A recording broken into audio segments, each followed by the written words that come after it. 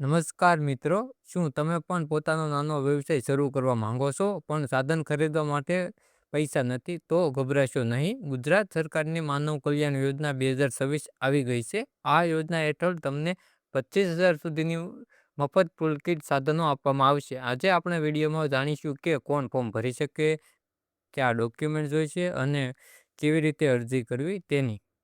વિડીયોના અંત સુધી બન્યા રહીજો મિત્રો. યોજના શું છે તેની આપણે એક માહિતી મેળવી લઈએ.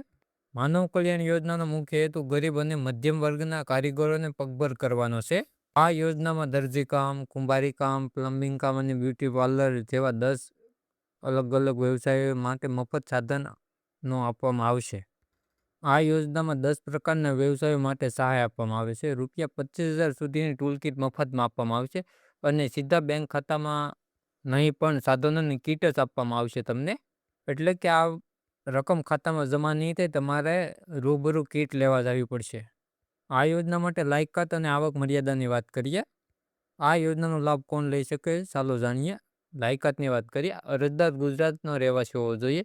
ઉંમર 18થી 60 વર્ષ વચ્ચેની હોવી જોઈએ.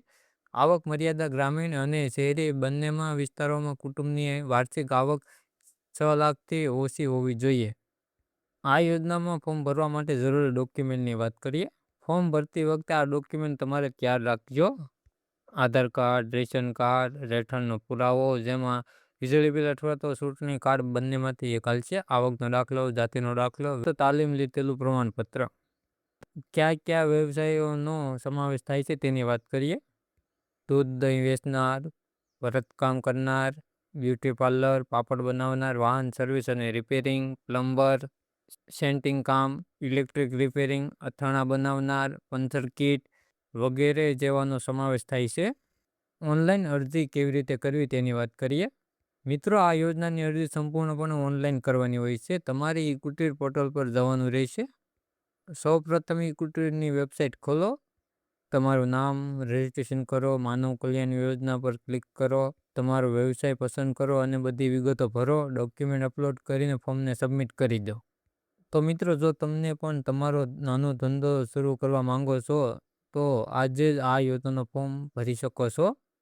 જો તમને કોઈ પ્રશ્ન હોય તો નીચે કોમેન્ટમાં જરૂર જણાવજો. વિડીયો ગમ્યો હોય તો લાઈક કરજો અને તમારા પરિવાર સાથે શેર કરજો. આવી જ સરકારી યોજનાઓની માહિતી માટે અમારી ચેનલને સબસ્ક્રાઈબ કરવાનું ભૂલશો નહીં.